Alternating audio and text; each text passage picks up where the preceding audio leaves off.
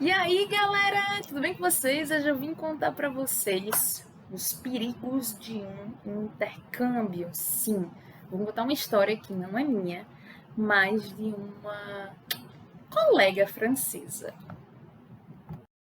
Essa história se passa na Espanha. Vocês vão descobrir que não são apenas as latinas que passam por problemas em outros países quando vão viajar. Isso, na verdade, é o perigo de se viajar como mulher, sozinha. Teve arma, teve cocaína, teve medo de morrer. E não, isso não é engraçado. Mas eu tô aqui para usar esse vídeo hoje para alertar outras mulheres quando elas viajarem sozinhas. Mas primeiro dá aquele like maroto para ajudar o YouTube a entender que você curte esse tipo de conteúdo e a plataforma passa a sugerir os nossos vídeos para outras pessoas.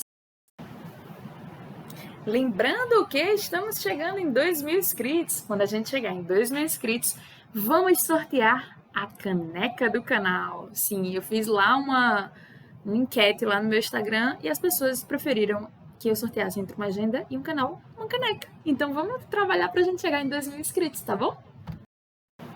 Lembrando que a partir de hoje eu vou trazer aqui para vocês, tá? Uma programação nova para este canal de Gente Surtada. Então, a gente costumava trazer vídeos aqui para o canal aos domingos, tá? E no começo teve um horário, depois não consegui mais cumprir o horário, enfim.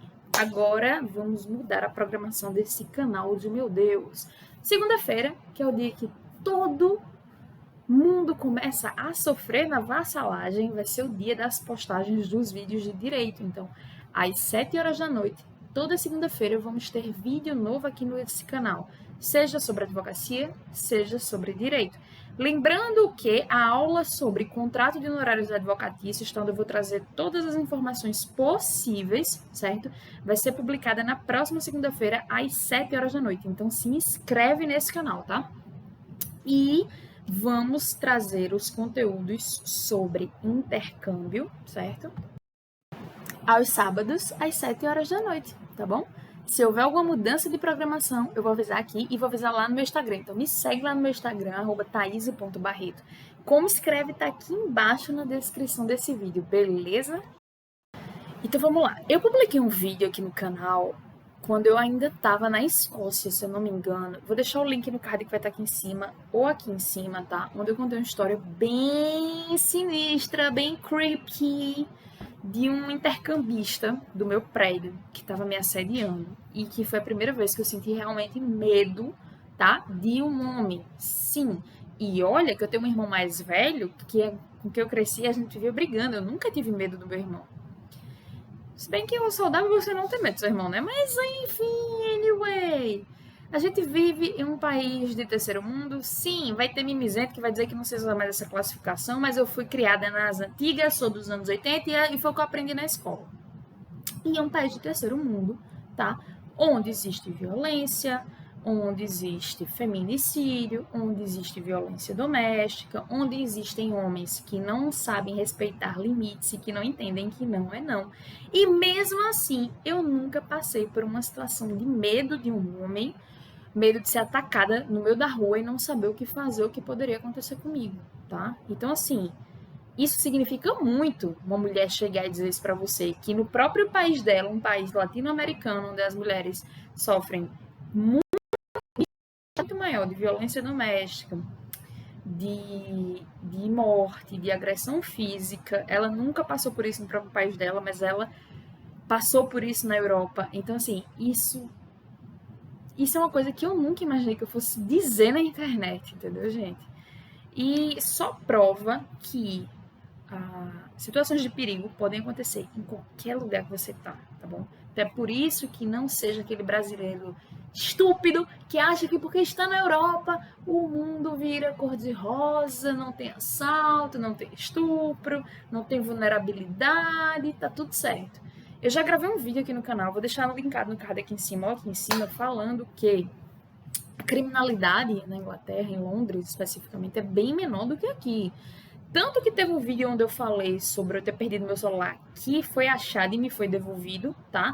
Também vou deixar linkado no card que vai estar aqui em cima ou aqui em cima, certo? E realmente, assim, proporcionalmente falando, Inglaterra é muito mais seguro do que Brasil, fato. Mas merda pode acontecer em todo canto. Como eu ainda não tô monetizando os vídeos aqui do canal, então tô nem aí se o YouTube vai dar strike. Beleza, se não vamos monetizar. Até porque, enfim, esse é um vídeo de alerta, né? Esses vídeos do canal, na verdade, galera, eu faço porque eu gosto de compartilhar as minhas experiências, de ajudar outras pessoas a entenderem mais sobre os assuntos sobre os quais eu abordo a partir da minha perspectiva. Mas dizem que é bom, a gente não tá ganhando. Mas um dia a gente chega lá, hein? Vamos lá, é o seguinte. No dia que eu fui conversar com a francesa que trabalhava na recepção da minha casa estudantil, que eu tava ficando lá em Londres, estudo inglês, tá, galera? Lembrando que meu inglês na época nem era tão bom quanto é hoje. E aí ela chegou e me contou. Ela me convenceu a reportar o assédio, certo? Em um e-mail enviado para o gerente da casa estudantil. Por quê? Aí vai estar no card lá que eu já botei por cima para vocês olharem. Porque ela disse assim, Thaís, se acontecer alguma coisa com você, você é mulher, você tá sozinha no exterior, ninguém vai saber o que aconteceu com você. Até que vá se investigar, que vá atrás, o prejuízo já está grande, minha filha. Então, você deixando pelo menos registrado, deixando rastros do que aconteceu, se voltar a acontecer, a gente tem como pelo menos investigar a situação. Aí eu, beleza. Aí foi quando ela me contou, ela namorava um chileno, tá, galera? Eu não lembro se eu contei isso no vídeo que eu falei do assédio do nigeriano, mas anyway. Ela me contou o seguinte, que ela foi fazer um intercâmbio na Espanha, porque como ela namorava esse chileno, ela ainda namora com ele, inclusive. Como ela namora esse chileno, ela queria melhorar o espanhol dela, tal, enfim. E aí, esse namorado dela, na época, acho que ele tava... Não lembro se ele tava trabalhando já em Londres, uma coisa assim. Aí ela resolveu fazer um intercâmbio de 6 meses na Espanha antes dela ir pra Inglaterra. E aí, galera, o que aconteceu? Ela disse que a empresa que ela contratou, sim, ela também fez intercâmbio através de uma agência contratada. Colocou ela num apartamento que era tipo um flat dividido com mais um outro estudante. E o que acontece? Lá na Europa é muito comum você ter moradias estudantis que são de homens e mulheres, são misturados, não é só de um gênero. Quando eu fui escolher a minha, eu disse que eu queria ficar num flat, num quarto que só tivesse menina. Mas, enfim, aí eles colocaram ela num apartamento que tinha um cara. E, assim, com quartos privativos. Tipo, ela tinha um quarto só dela. Ela nem tava compartilhando quarto, não, era só apartamento. E o cara com um quarto só dele. Só que o que acontece, gente? Infelizmente, essas empresas não fazem investigação da vida dos estudantes com quem vocês vão dividir apartamento. E aí, assim, quando você tá numa casa estudantil como a que eu tava, que tem segurança, tem porteiro, tem câmera, é uma coisa, mas às vezes eles colocam as pessoas para dividirem moradia em um apartamento, em um flat que, tipo, é um prédio comum, cheio de apartamentos de moradores comuns, às vezes, mas eles alugam o quarto para um estudante ou 2 quartos de um apartamento fechado para 2 estudantes diferentes. Então, essa menina não sabia, ela não tinha segurança nenhuma e foi, por incrível que pareça, ela me disse que foi o primeiro intercâmbio dela. Gente, ela era tão novinha. Acho que ela devia ter. Ela estava trabalhando na recepção da minha casa estudantil. Ela tinha 23 anos. Isso tinha sido 2 anos antes, então na época ela estava com 21. Aí ela me contou, não vou dizer o nome dela aqui, né, gente, pra não expor ninguém. Mas aí ela me contou o seguinte: que o cara começou a conversar com ela no dia que ela chegou. E aí, isso tipo no mesmo dia, tá, galera? Aí ela pegou a chave dela e ele pediu o WhatsApp dela, dizendo que era para tipo, eles trocarem informações para quando eles precisassem comprar coisas em conjunto para dentro do apartamento. Tipo, papel toalha, papel higiênico, essas besteiras. Essas coisas. Aí, o que aconteceu? Nesse dia, ela disse que, tipo, tratou ele bem e tal, não sei o que, e saiu, que ela ia sair com as amigas dela. E ela foi juntar com as amigas, inclusive bebeu e tal. Aí ela disse que ele, durante o jantar, começou a mandar um monte de mensagem para ela, perguntando quando ela ia chegar, de que horas ela ia estar em casa, porque ele queria conversar com ela para falar sobre algumas coisas do apartamento e tal, não sei o que, explicar algumas regras da casa para ela. E ela disse que respondeu de forma educada, achando que realmente aquilo que ele estava falando era verdade. Gente, do céu, vocês não vão acreditar. Quando essa menina chegou em casa, inclusive ela estava meio ébria já, né, porque ela tinha bebido, Aí esse cara tava no balcone, na varanda. Tava na varanda do apartamento e tava esperando por ela. Ela disse que entrou. Ele tava fumando. Aí ele perguntou se ela queria um cigarro e disse assim pra ela: Olha, vamos tomar uma cerveja só pra gente conversar aqui. Ela disse que na cabeça dela, ela disse assim: Thaís, eu nunca imaginei que ele fosse tentar alguma coisa, porque ele sabia que eu vinha através de uma agência, ele sabia que eu tinha namorado, porque eu falei pra ele perguntou quando eu cheguei, começou puxando assunto e já tinha perguntado assim, se eu falava espanhol. Aí eu falei que sim, que eu falava espanhol porque meu namorado era chileno, mas que eu tava querendo melhorar meu espanhol. E aí ela disse que quando chegou ela fez, tudo bem. Aí ela abriu a geladeira, não, ele pegou uma cerveja pra ela, entregou na mão dela, e entregou um cigarro pra ela fumar. Sim, gente, esse povo na Europa fuma para Isso ainda é assunto para outro vídeo. Anyway, ela disse que, tipo, ele pegou a cerveja e ela foi pra varanda, né, onde ele tava. Gente, ela disse que quando... Ela disse assim, que, tipo, aqui tinha a bancada da varanda, aqui tinha a bancada da varanda, aqui tinha uma mesa e aqui tinha a porta, né, que dava pro apartamento. Ela entrou e ficou desse lado da mesa aqui. Ele entrou, pegou a cerveja, entrou pela porta, ficou atrás da mesa e fechou a porta da varanda que dava para o apartamento. Aí ela disse: Meu Deus, por que ele tá fechando essa porta? Aí ela perguntou para ele: Por que você tá fechando essa porta? Ele disse: Não, pra gente ficar mais à vontade. Gente, nisso ele entregou a cerveja, entregou o cigarro. Na hora que ela pegou, ela disse que nem abriu nem nada, ele simplesmente tirou uma arma do bolso e botou assim em cima da mesa. Pá. Não satisfeito, ela disse que ele tirou do outro bolso droga, cocaína. Fez uma carreira assim em cima da mesa. Ela disse: Pronto, é hoje que eu vou morrer. Sim, gente, isso aconteceu no intercâmbio na Espanha, em Madrid. E, gente, a gente tá falando, tá, de Europa, que em tese é um pouco mais seguro. A gente tá falando de um intercâmbio, a gente não tá falando que a menina tava num hostel, num albergue, tá? Ela tava num apartamento que ela pagou para estar ali através de uma agência de intercâmbio para estudar espanhol. Aí ela disse que, tipo, começou assim a ficar sem reação, com medo. Aí disse que ele cheirou a carreira de cocaína, arrodeou e ela foi arrodeando a mesa e ela arrodeando atrás dela. E ela, tipo, ela disse que ele foi encurralando ela de um jeito que ela não conseguia rodear a mesa para chegar para abrir a porta da varanda para sair lá. Aí foi quando, tipo, ela encostou na parede e ele, puf, botou a mão em cima dela e começou a subir a saia dela e passar a mão nas coxas dela. Aí ela disse assim: Thaís, eu nunca imaginei que eu fosse reagir dessa forma. Eu simplesmente fiquei sem reação. E, gente, considerando que eu tive uma reação muito louca quando eu fui assaltada há uns dias atrás, em dezembro, eu não me lembro se eu falei sobre isso aqui no canal. Se eu tiver gravado o vídeo, eu vou deixar o link no card aqui em cima, aqui em cima.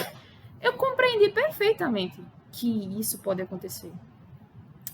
E aí ele tomou a letargia dela como se fosse um incentivo para ele continuar.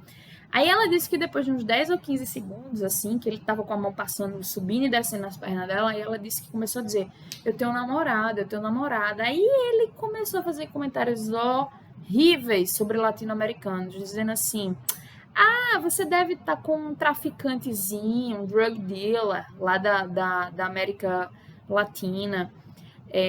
Eu também tenho sangue latino, eu posso lhe mostrar que eu sou muito melhor do que ele.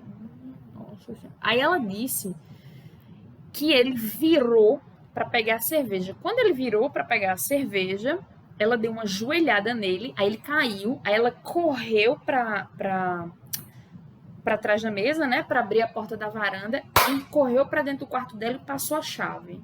E ela disse que, tipo, ligou para a polícia e ninguém atendia. Aí ela ligou para amiga dela explicando o que tinha acontecido. Aí o policial perguntou assim: "Mas aconteceu?" Gente, ela disse isso para mim. Aconteceu alguma coisa? Tipo, o policial pelo telefone. Aí ela contou, aí ele fez: "Não, mas se ele não violentou você, não tem por que você estar ligando para a polícia." Eu não sei até que ponto, se foi porque ela achou que era uma pessoa bêbada no telefone passando trote ou não. Mas ela disse que passou a noite inteira em pânico, encarando a porta do quarto dela e o cara batendo na porta. Um tempão, um tempão. Aí ela disse que quando foi, tipo, de 5 horas da manhã, ela tornou a ligar para a polícia, explicou o que tinha acontecido. Aí um policial disse que ia mandar uma viatura lá para acompanhar ela, para ela poder sair do quarto. Aí ela disse que o policial chegou de 5 horas da manhã, bateu na porta, ela correu e foi lá abrir antes que o cara abrisse, o cara provavelmente já estava dormindo. E aí o policial entrou e escoltou ela para fora. Aí ela disse que foi pra casa da amiga dela, ficou um período lá dormindo e tal, e ligou pra agência, esculhambou com a agência e disse que se a agência não tirasse ela de lá, ela ia processar eles. Sim, porque também tem esse negócio, né? Quem tem, né? Tem medo de processo, na verdade. E, tipo, lá na Europa eles levam muito a sério essa questão de delito criminal, de processo, é muito sério. Aí, por conta disso, a agência concordou em trocar ela de apartamento e colocou ela num flat que só tinha mulher. E, gente, vocês não vão acreditar, a coisa piora. Ela me disse duas coisas que me deixaram chocada. A primeira, que quando ela voltou para pegar as coisas do apartamento dela, ela voltou com duas amigas e o policial. E o cara, tipo, nem pediu desculpa. Ela não falou nada. Fingiu, fez a egípcia. Ainda perguntou assim: ah, você volta mais tarde? Você já vai? E a segunda foi que o namorado dela, gente, botou a culpa em cima dela. Sim.